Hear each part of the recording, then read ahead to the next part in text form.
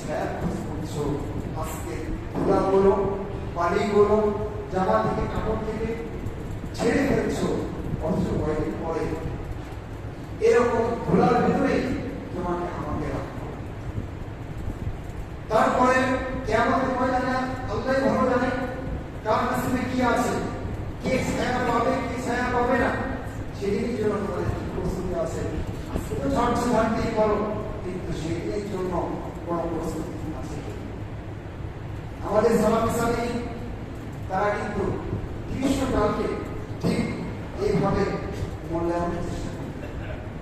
আরেকজনের কথা শোনাই, তিনি জুমার পরে যখন বাড়ি ফিরছেন তখন ওনার খেয়াল এসে গেছে যে কিয়ামতের ময়দানে কেমন কবে জমা দিলে না, এই জন্য ওনার কিয়ামতের কথা মনে পড়ে গেছে।